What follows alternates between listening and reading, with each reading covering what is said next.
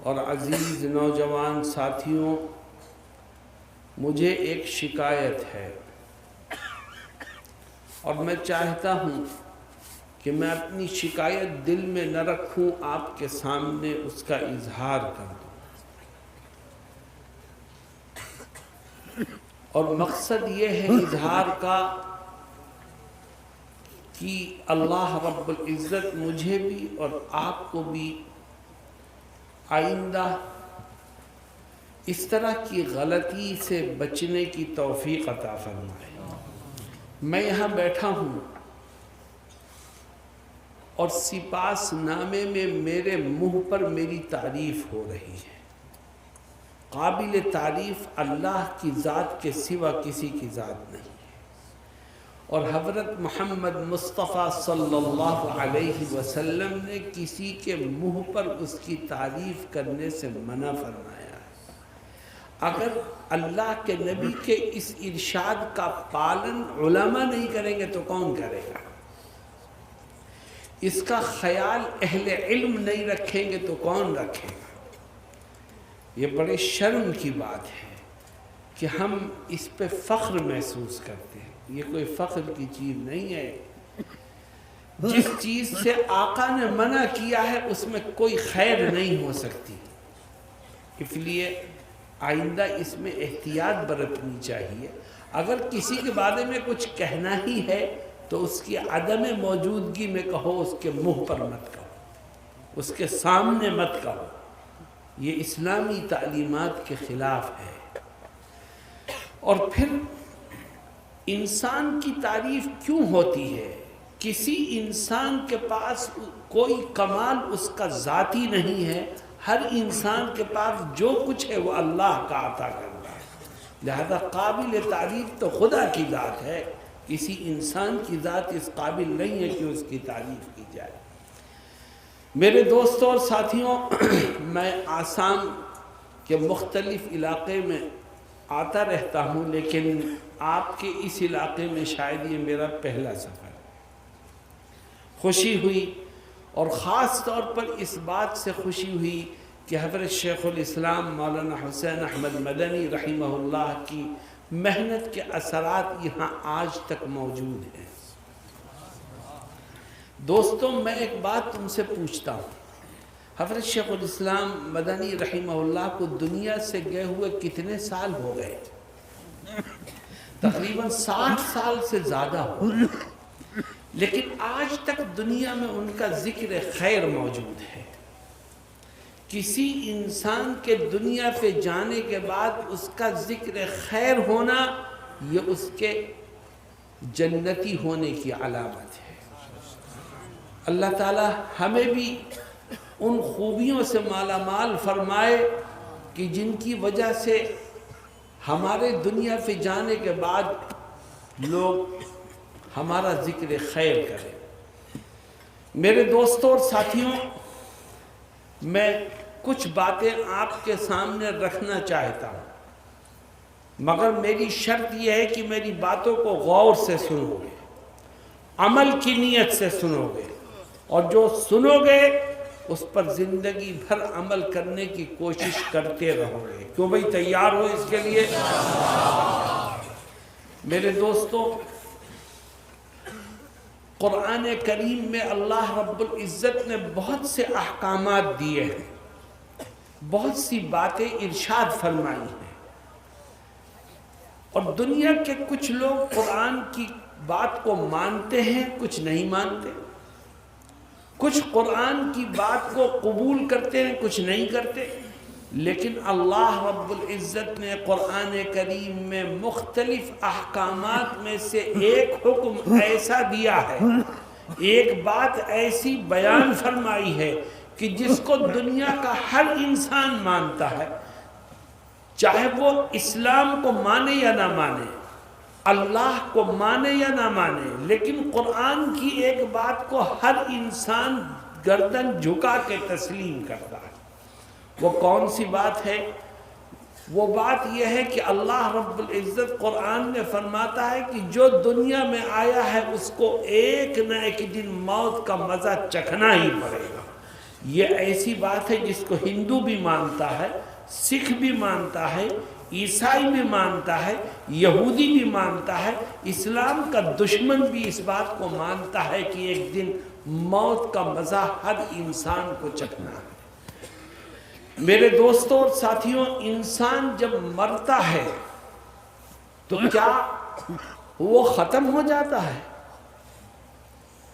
دنیا کا کوئی اور مذہب اپنے ماننے والوں کو یہ سکھاتا ہے کہ جو مر گیا وہ ختم ہو گیا، لیکن اسلام یہ کہتا ہے مرنے پر انسان ختم نہیں ہوتا، بلکہ مرنے پر انسان ایک دوسری دنیا میں منتقل ہوتا ہے۔ انسان دو چیزوں کا نام ہے، جسم اور روح، جب دونوں مل جائے تو انسان ہے، اور جب جسم سے روح نکل جائے تو انسان مر گیا۔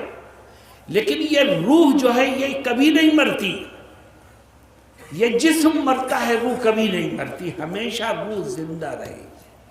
ہاں، اس کو اللہ رب العزت موت کے ذریعے ایک دوسری دنیا میں منتقل کرتا ہے۔ اور میرے دوستوں، دوسری دنیا میں یہ روح نکل کے جاتی کہاں ہے؟ پہلی بات ذہن میں رکھو کہ موت سے کوئی بچ نہیں سکتا، چاہے جوان ہو بوڑھا ہو، طاقتور ہو کمزور ہو، پیسے والا ہو کہ غریب ہو، جب موت کا وقت آ جائے گا کسی کو بھاگنے کا، کسی کو بچنے کا موقع نہیں ملے گا۔ اللہ کیا کہتا ہے؟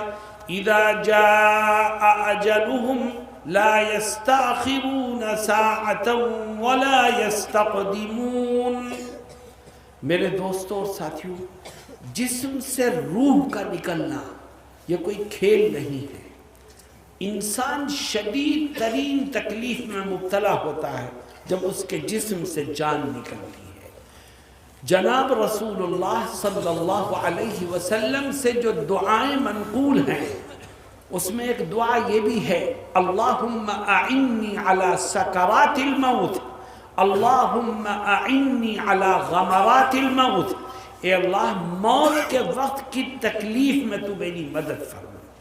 یہ کون کہتے ہیں؟ سید الانبیاء والمرسلین محمد الرسول اللہ صلی اللہ علیہ وسلم یہ دعا فرماتے ہیں۔ اس کا مطلب یہ ہے کہ موت کے وقت انسان شدید تکلیف سے دوچار ہوتا ہے، اسی لیے فرمایا گیا کہ اگر کسی کی موت کے وقت تم اس کے سرہانے بیٹھے ہو، پاس بیٹھے ہو، تو مرنے والے سے یہ مت کہو کہ کلمہ پڑھو۔ کیوں؟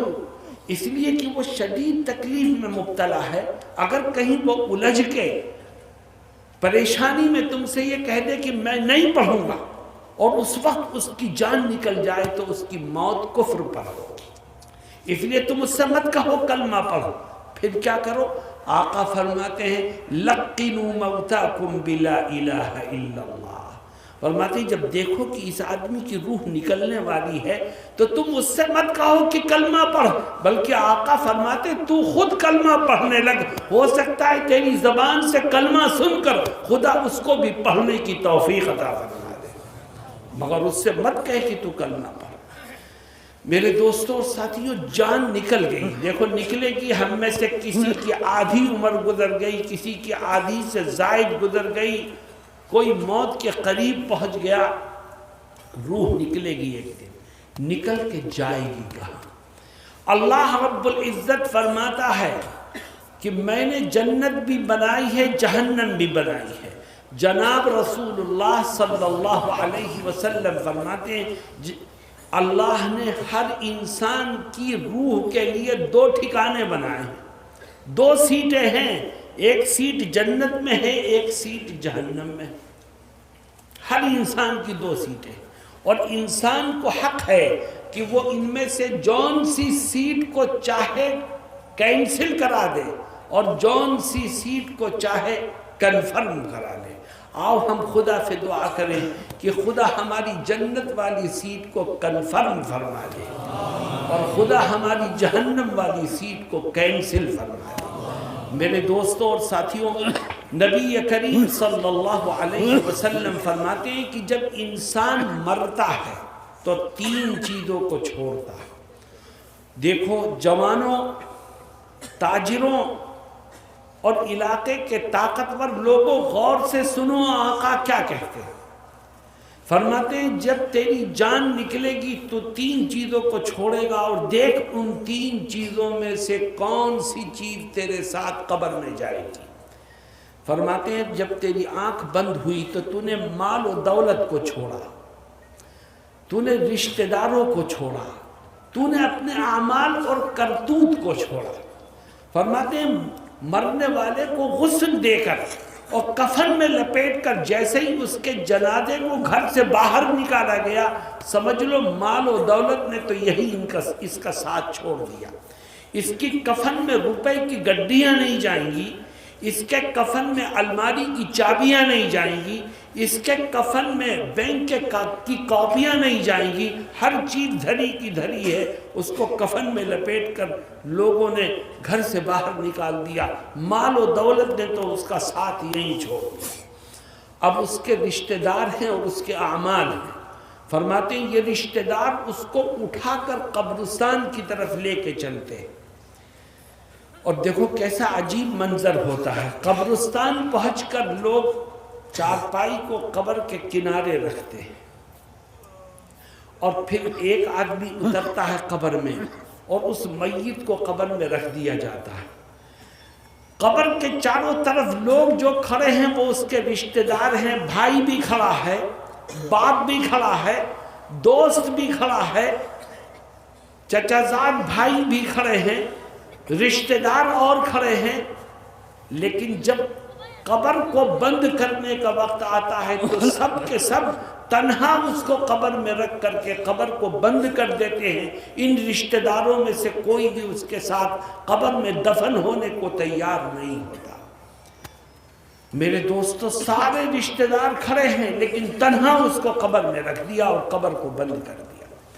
جناب رسول اللہ صلی اللہ علیہ وسلم فرماتے ہیں یہ رشتہ دار جب قبر کو بند کر کے اور وہاں سے واپس چلتے ہیں تو میت کو کیا ہوتا ہے؟ فرماتے ہیں اِنَّهُ لَيَسْمَعُ قَرْعَ نِعَالِهِمْ۔